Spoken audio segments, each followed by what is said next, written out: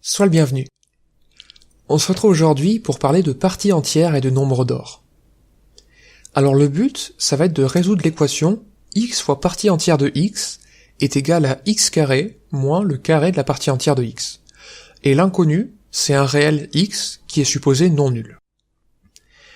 Alors après observation, je me dis tout de suite que normalement ça devrait se simplifier.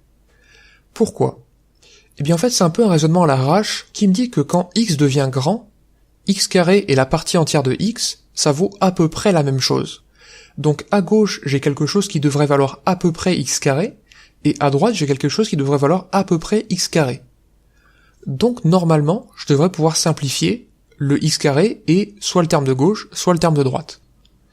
Donc une façon de reformuler ça, c'est de dire que quand x devient grand, la partie fractionnaire de x compte pour du beurre, compte de moins en moins face à la partie entière. Donc, suite à cette phrase-là, je vais prendre l'initiative d'écrire x comme sa partie réelle plus sa partie fractionnaire.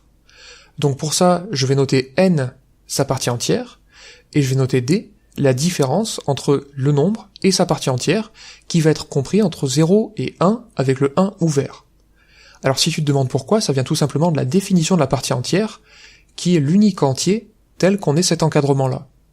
Et si tu retranches à tous les termes de cet encadrement la partie entière de x, tu obtiens exactement le fait que d soit compris entre 0 et 1, 0 inclus et 1 ouvert. De cette manière-là, j'ai x est égal à n plus d.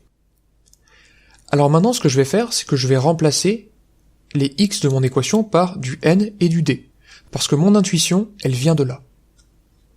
Alors si je note E, l'équation qu'on se propose de résoudre, je veux dire que cette équation, elle équivaut à dire que n plus d fois n est égal à n plus d le tout au carré moins n carré. Si je développe tout ça, ça me donne cette expression. Et là, tu vois qu'il y a bien des n carrés qui se simplifient. J'ai pris l'initiative pour faire en sorte que cette simplification puisse se produire. Et cette initiative, elle se base sur des mots en français.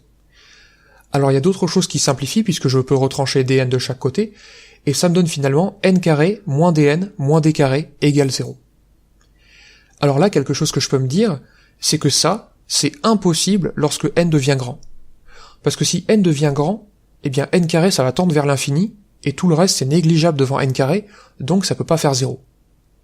Et en fait ça je peux le voir avec mon raisonnement sur mon équation à la base, puisque si je dis que le terme de gauche est à peu près x carré et le terme de droite aussi, je réalise l'approximation avec x carré, eh bien ça me donne finalement x carré égale 0, et donc ça me donne finalement x égale 0, et donc il n'y aurait pas de solution.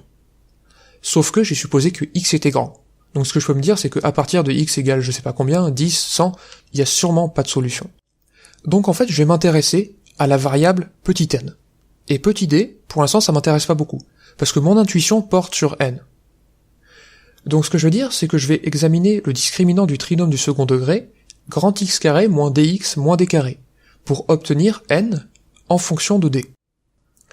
Le discriminant de ce trinôme, ça donne 5d carré, et donc, comme n est une racine de ce trinôme par la relation qu'on vient d'obtenir, si je calcule les deux racines de ce trinôme du second degré, ça me donne que n, il appartient à l'ensemble 1 moins racine de 5 sur 2d, et 1 plus racine de 5 sur 2d.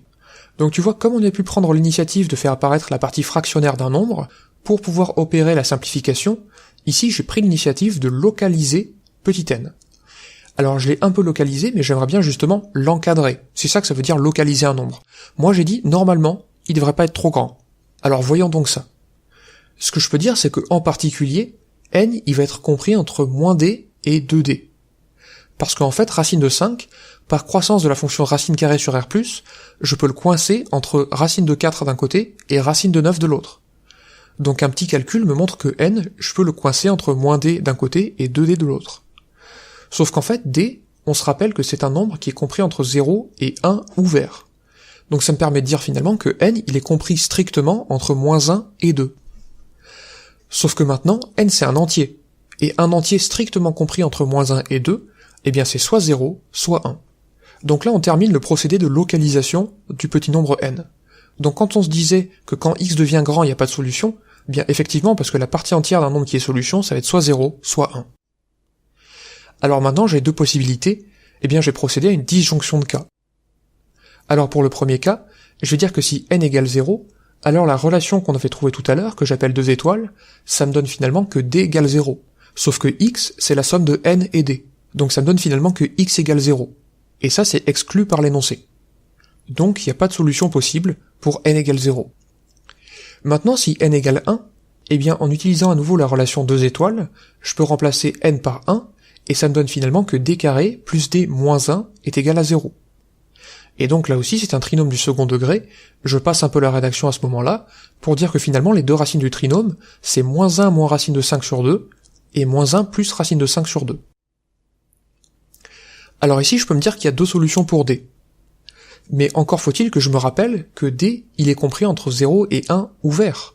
Alors on peut vérifier que la première solution n'appartient pas du tout à 0,1 puisque c'est même strictement négatif, et par contre que la deuxième, elle est vraiment comprise entre 0 et 1, où 1 est exclu.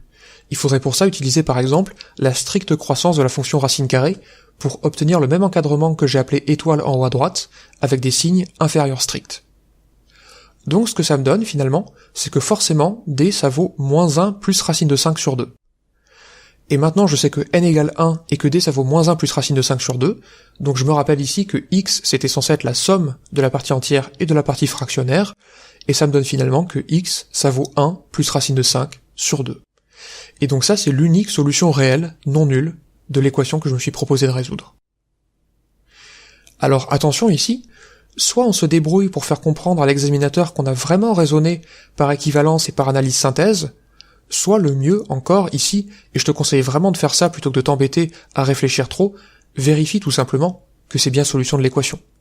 Donc il suffirait de réinjecter 1 plus racine de 5 sur 2 dans l'équation et de voir qu'on obtient exactement ce qu'il faut. Et donc pour la culture générale, mais je pense que tu le sais déjà, x c'est ce qu'on appelle le nombre d'or.